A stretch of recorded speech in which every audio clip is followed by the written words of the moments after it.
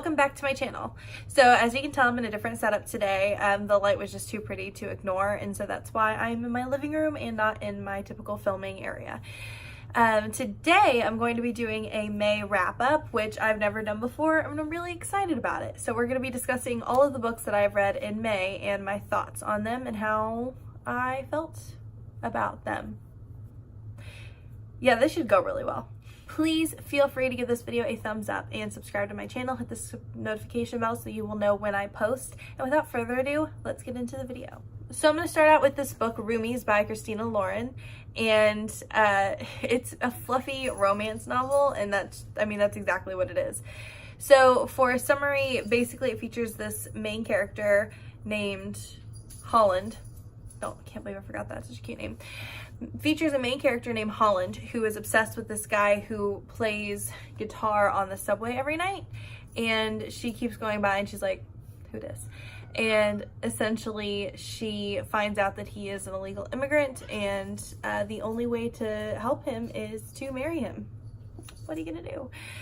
Chaos ensues, and I liked this book a lot more than I should have. It's great if you're in a reading slump. Like, I would probably rate this book I'd probably give it like a 7 out of 10. It was really fun to read, and all around I like it. I'm glad that I bought it. I don't feel ashamed at all. The next book that I read was 1,000 Pieces of You by Claudia Gray. I can't tell if I filmed about this book or not, so that's why I'm including it in my wrap-up. If I have, just go ahead and ignore this. If not, I have read this book. It features a main character named Marguerite, who is... It deals with time travel and going back into the past and different parallel universes, and her parents perished and just all of this kind of nonsense that's happening. Well, I think it's just her dad. Her dad perished and died. And so her and her best friend are going back in time. Her best friend / apprentice to her parents are going back in time to find the murderer. And it's just this whole big mess. I really did like this book. I finished it very quickly. I'm probably going to try to read the sequel. I'm not great, I'll be honest, I'm not great at reading sequels. I typically like one book as a novel.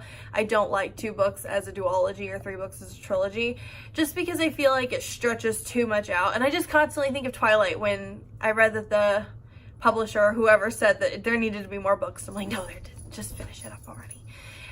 So as far as I'm concerned, I really enjoyed this book, and if I read the rest of it, that's great, and if not, that's fine too. But the main character was extremely likable. The love interest was nice and twisty, and the supporting characters were really fun to read. So all in all, it was a really good book, and I thought it was really well thought out. I love Claudia Gray's books usually though, so I wasn't surprised that I like this one either. It's good as a good transition book as well. It's not too young adult and it's not too new adult. It's like right in the middle of whatever those are. Medium adult. The next book is called Magnolia by Christy Cook, got it, nailed it. Ha. Christy Cook, who also writes, I think, the book called Haven, and I loved that book when I was younger.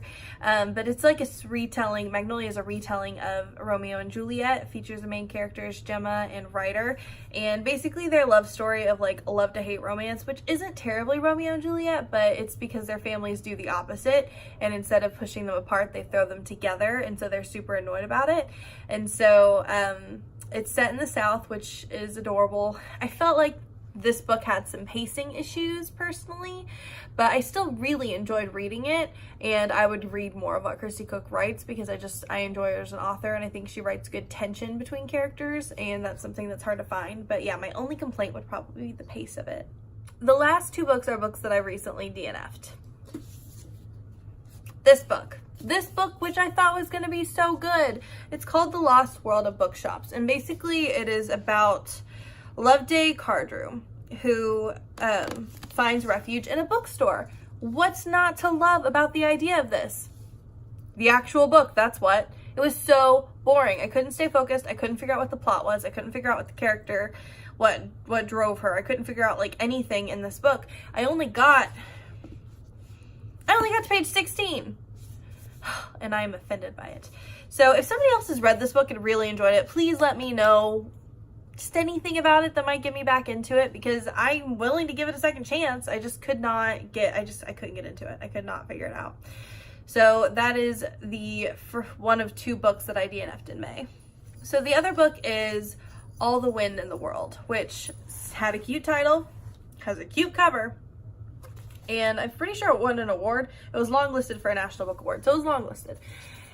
And it is written by Samantha. Oh, where are you, Samantha? Samantha maybe. What I liked about it is that it was set in the Southwest and it featured Hispanic characters, and so I was interested in that and like broadening my horizons as a reader. And it deals with the love story between Sarah and James. But the problem is I couldn't figure out who the heck they were.